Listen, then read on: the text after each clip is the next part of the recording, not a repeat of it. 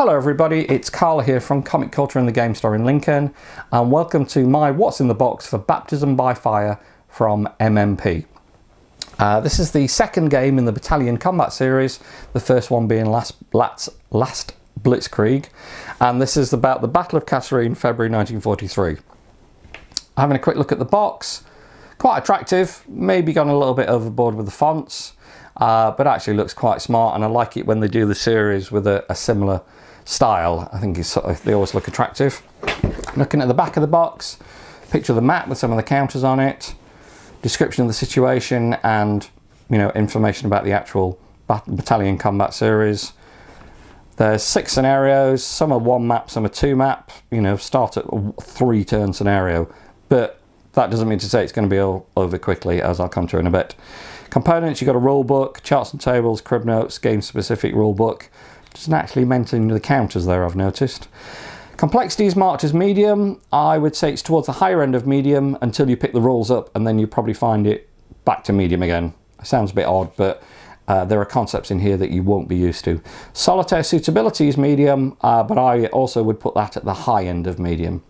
I don't think it's a game that you're going to struggle with if you play solitaire. In fact, I think it's a game that probably is very good solitaire. Okay, let's have a look what's in the box. First of all, you've got the series rules. Okay, 40 pages.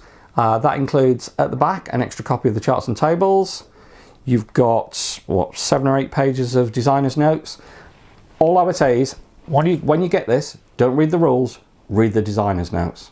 Okay, the first thing you should do is read the designer's notes, because they will explain a lot of the reasoning behind how the game works. And this game is different. Okay, the system is a different system to what you're used to. You've got about 31 pages of rules. You've got rules for all sorts of things. You've got the red stuff, by the way, is because these are series rules 1.1. That shows you the difference between series rules 1 and these. You've got different kinds of counters. You've got armor value counters, so they're going to be your tanks, your anti-tank guns, your tank destroyers, stuff like that, possibly. Okay, you've got infantry. Infantry don't have a combat value. Okay, they have an arrow. You do get some units that have got an armor value and an arrow, so they can not only engage from a distance, but they can also assault as well. You've got combat trains. Every formation will have a combat train. And you've got a headquarters. Every formation will have a headquarters. Lots of different unit types. And one thing that this game is really good at showing is the differentiation between unit types. Okay. You've got obviously your setup notes, your terms. There's quite a lot of new stuff in here, so it's important to read through and see what the terms mean. Knowing the difference between finished and stop is quite important. You might think they're the same thing, but they're not. Sequence of play, stack activation. Now, the way this works is you activate a formation at a time. So let's say the Germans go first, they activate a 1 formation, the Americans will activate a formation. And a formation would typically be, a regiment or, maybe a camp group or something like that. Then within that formation, you can activate stacks. Now, just to give you an idea of some of the flexibility you've got in this game that you don't normally get, I'm going to take you through the stack sequencing. So you've already activated your formation, you've rolled on your snafu table, which I'll talk about in a second, and then you start activating the stacks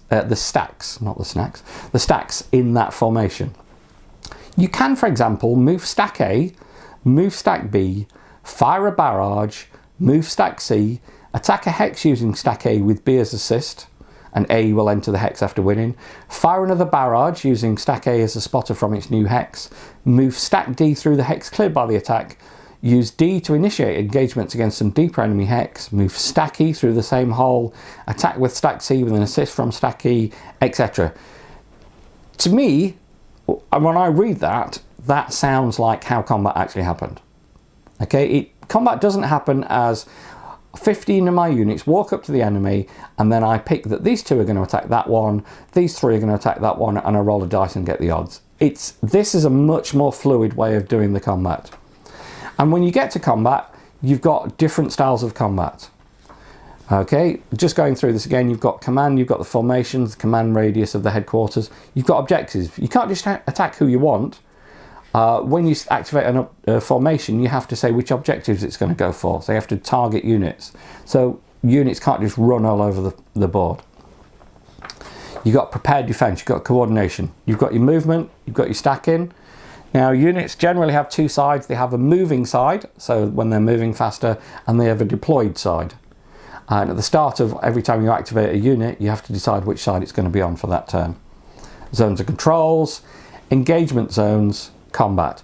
Now, engagement combat is where units, you know, tanks and anti-tank guns will fire at each other from a distance. Okay. You've also got standoff support. So you might have an 88mm gun trying to fire at another unit to try and, you know, obviously cause it some casualties or fatigue it or whatever. You've got then your normal attack. Now, this is what you would probably think of as being your standard attack from an adjacent hex.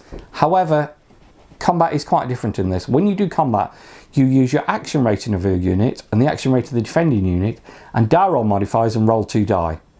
Okay, so let's say you get a 7, you got a +3 combat rating, +3 other modifiers, so you're +6, but the defender's got a 3 combat rating and a couple of -1s, so he's, you know, so your net +1, so you roll a 7, so your final roll is an 8. And that is what affects the combat. Not the size of the unit, not how many steps it's got left, the action rating. Shock attack, you don't even have a combat rating. Okay, you have an action rating, and the higher the better, but you don't actually have a combat. You have an arrow to show that it's an attack unit, so it's there for assaulting. You get artillery, which is abstracted, but you can use it for barrage, and you can use it for slowing people down. So you can try and, you know, actually cause them casualties. You get your headquarters, which is obviously your focus of your formation, and contains your artillery points. You get support units. Okay, these are really important. You know, they can be in different kind of modes as well. Replacements, talking about snafu there. Fatigue. The other thing you get, which I didn't mention yet, is combat train. Now, combat train represents the sort of forward supply. So it's the focus of where the supply is coming from. So you don't really want to be moving that all the time. And if you do start moving that constantly, or you're trying to keep up with a fast moving formation that's attacking, you're going to be impacted. Okay, it's gradually going to slow you down. Like I say, you then get to the designer's notes. Just take my advice. When you get this game, ignore the rules, just read the designer's notes. Then go back and read the rules and you'll understand a lot of what it's saying. Okay, you get series crib notes. Have you played version 1? Then you've got 4 pages that help you get to version 1.1.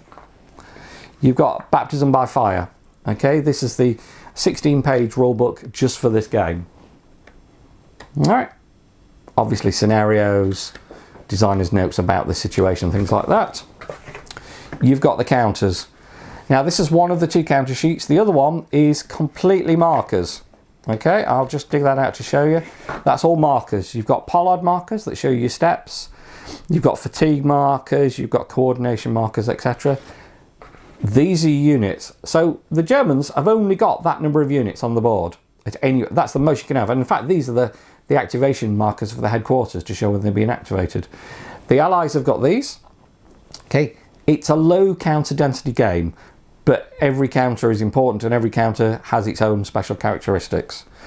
Just to give you an idea of some of these, you know, this guy here, I don't know if you can see him, but he's got an action rating of 3 and a movement of 12. On the back, he's got a higher action rating, but he's only got a movement of 4. So you can see when you choose what their role is going to be that turn. You know, do you need to move them up fast? Get them on movement side. Do you need to start having combat with them? Get them on the deployed side. Charts and tables, double-sided. Okay, 2 of those, and they're in the rules as well. Here are the maps. I've not always been a biggest fan of MMP maps, but I do like these. I think these are nice, subtle colours. The hex grid doesn't glare out at you like it sometimes does. The only slight thing I would say is that the names of the mountain ranges can be quite difficult to read. They're quite dark on a quite dark, you know, they're black on a dark background, but it's not a big issue. And I would say that these are some of the nicest maps they've done. Certainly better than the original Tunisia, which were pretty horrible. Obviously that's an OCS game, and the new one is a lot better. Again, second map. Oops. Help if I open it the right way up. You've got a turn record chart. Again, quite pretty. You know, I think you'll find this nice, easy to use. The counters stand out nicely on it. Everything I've seen looks really good.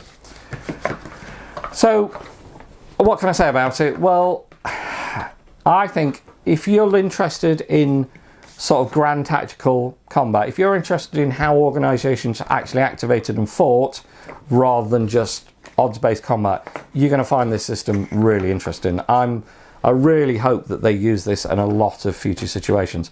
They've got a lot of series. They've got the operational combat series. You know, they've got the standard combat series, which is your normal hex and counter and, you know, 2-to-1 odds kind of thing. They've got the tactical combat series. This, I think, is got the ability to go on and be one of their best series. I mean, I love OCS. I like the others, not quite so much. OCS is probably my favourite one, but I think this is probably going to take over. Okay, hope you've enjoyed that. Little look inside the box. Probably gone on for quite a long time. There is an awful lot to learn in this game. Last Blitzkrieg was phenomenally well received, and having read the rules to this, I can see why. It looks like a superb system. Okay, this is Carl from Comic Culture and the Game Store in Lincoln in England, saying thank you very much for watching. Don't forget to subscribe if you want to see more of these, and feel free to leave any comments. Bye!